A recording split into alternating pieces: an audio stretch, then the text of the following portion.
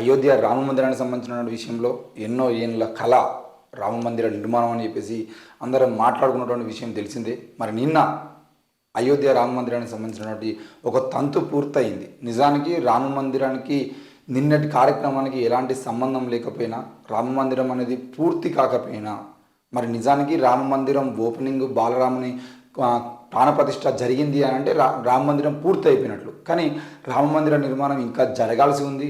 ఆ నిర్మాణం పూర్తి కావడానికి ఇంకా 2 నుండి 3 ఏళ్ల పాటు 4 ఏళ్ల పాటు పట్టేటువంటి అవకాశాలు కూడా ఉన్నాయి. మరి రామ మందిర ప్రాణప్రతిష్ఠ నిన్న రాముని ప్రాణప్రతిష్ఠ జరిగిపోయిందని చెప్పేసి మోడీ చేసినటువంటి ఒక ఈవెంట్ మనం చూసాం. ఆ మోడీ ఈవెంట్కి సంబంధించినటువంటి విషయంలో చాలామందికి ఆ విషయాన్ని మాట్లాడితే కోపం వచ్చింది కావచ్చు, కానీ నిజానికి అది మోడీ ఈవెంట్ మాత్రమే అనేది స్పష్టంగా నిన్న అర్థమైపోయింది. మరి ఆ మోడీ ఈవెంట్ పూర్తయినటువంటి ప్రాణప్రతిష్ఠ అంతా తానై నడిపిన ప్రధాని మోడీ చుట్టే తిరిగిన అయోధ్య ఈవెంట్ బీజేపీ ఆర్ఎస్ఎస్ నేతల కనుసన్నలలో కార్యక్రమం, ప్రధానిపై పోటీ పడి ప్రశంసలు, మతానికి ప్రభుత్వానికి మధ్య చెరిగిన రేఖ. ఆ రేఖ చెరిగిపోయింది. మతపరమైన కార్యక్రమాలలో మోడీ క్రియాశీలకంగా వ్యవహరించడానికి గమనిస్తే ప్రభుత్వానికి మతానికి మధ్య ఉన్న సూత్రప్రాయమైనటువంటి దూరం అస్పష్టంగా ఉన్నదని, దానిని అర్థం చేసుకోవడం కష్టమని పండితులు నిపుణులు అభిప్రాయపడుతున్నారు. ఒక లౌకిక దేశంగా భారత్ పునాదిని ఈ దూరం నిర్దేశిస్తుందని తెలిపారు. ఒకరు రాజు మాదిరిగా వ్యవహరిస్తున్నారు, తనలో దైవత్వం ఉన్నదని ఆయన ప్రకటించాడు. ఈ కార్యక్రమాన్ని నిర్వహించడానికి తనను దైవం ఎంచుకున్నాడని భావించాడు. దీన్ని ఏమంటారు? ప్రభుత్వానికి మతానికి మధ్య ఉన్న రేఖ చెరిగిపోయింది. మత కార్యక్రమాలను ఎలా నిర్వహించాలో ప్రభుత్వం నిర్దేశించినప్పుడే ఆ రేఖ చెరిగిపోయింది అని రాజకీయ శాస్త్రవేత్త రాజీవ్ భార్గవ తెలిపారు. మరి సుదీర్ఘకాలం ఎదురు చూసిన తర్వాత రాముడు తన ఇంటికి వచ్చాడని ప్రధాని మోడీ అన్నారు. ఎన్నో చెప్పాలని అనుకున్నాను, కానీ నా గొంతు ఉక్కిరి బిక్కిరి అవుతుంది. మన రామ్లల్లా ఇకపై టెంటులో ఉండడు, ఆలయంలో ఉంటాడు. ఇది క్యాలెండర్లో ఒక రోజు కాదు, నూతన కాలచక్రానికి ఆరంభం అని చెప్పారు. అనేక శతాబ్దాల పాటు రాముడిని వేచి ఉండేలా చేసినందుకు క్షమాపణలు కోరుతున్నానని అన్నారు. దేశం యావత్తు నేడు దీపావళిని జరుపుకుంటుందని మోడీ తెలిపారు. అయోధ్యలో నిర్మాణంలో ఉన్న రామ మందిరంలోని రామ్లల్లా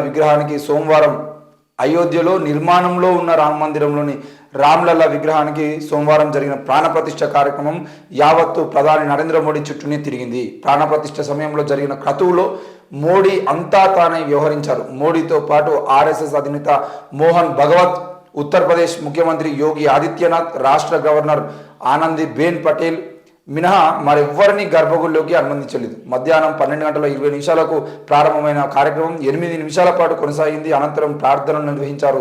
ప్రాణప్రతిష్ఠ జరిగిన బాలరాముడి విగ్రహం 51 అంగుళాల పొడవు ఉంది.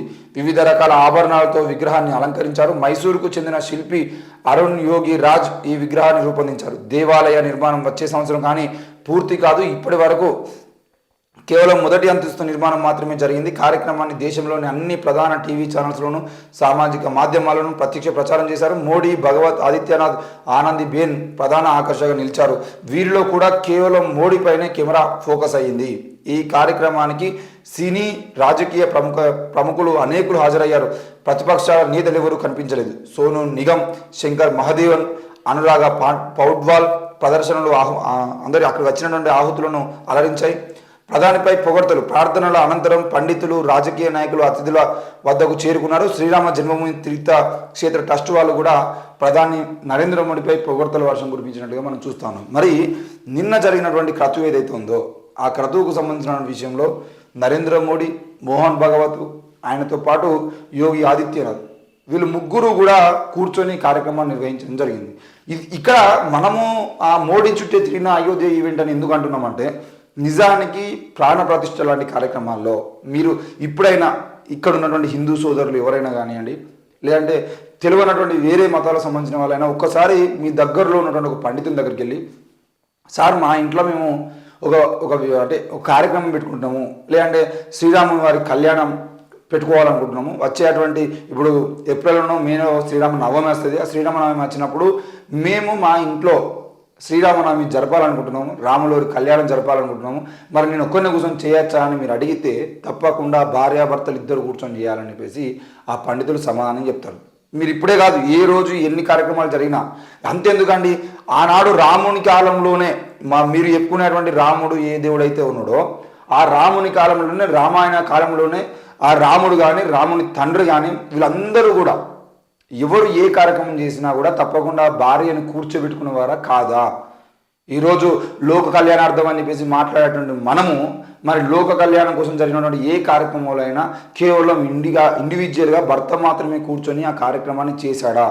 ఈరోజు నరేంద్ర మోడీ మన ఆచార సాంప్రదాయాల్ని బొందబెట్టి ముఖ్యంగా నేను హిందువుని అని చెప్పేసి హిందువుల్ని రాజకీయంగా ఓటు కోసం వాడుకునేటువంటి నరేంద్ర మోడీ ఈరోజు హిందువుల మనోభావాలు దెబ్బతీస్తూ హిందువుల సాంప్రదాయాన్ని బొందబెడుతూ అసలు హిందువుల ఆచార సాంప్రదాయాలు ఏవి పాటించకుండా గుడి నిర్మాణం పూర్తి కాకుండానే మరి ఈరోజు ఆయన ఆ కార్యక్రమాన్ని ఒంటరిగా నిర్వహించడం.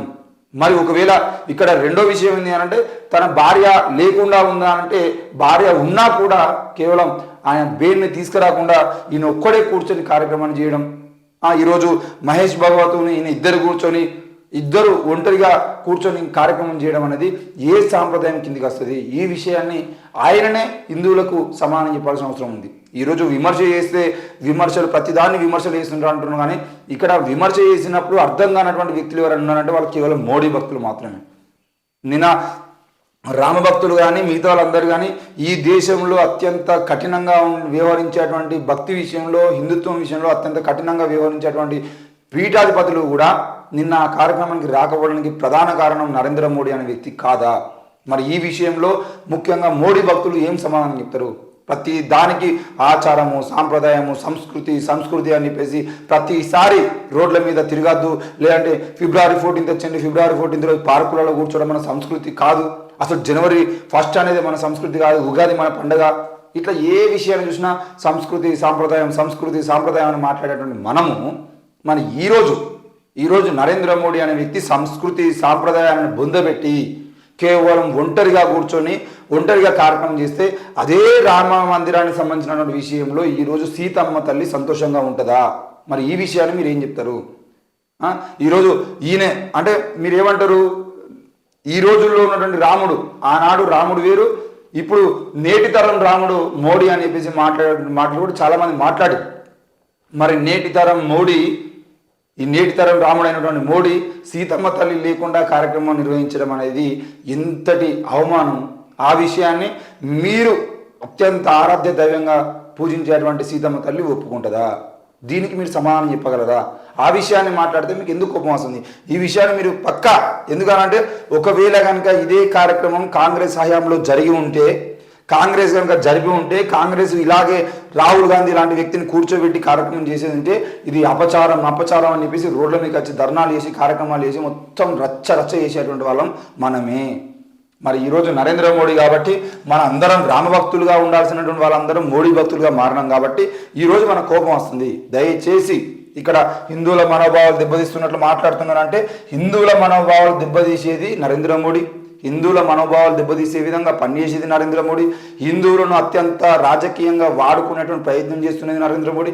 మనం వీటన్నిటిని పక్కన పెట్టి కేవలం రాజకీయ లబ్ధి కోసం కార్యక్రమాన్ని పెట్టినటువంటి వ్యక్తిని పక్కన పెట్టి మిగతా వాళ్ళని తిట్టేటువంటి ప్రయత్నం చేయడం అనేది సరైనది కాదు.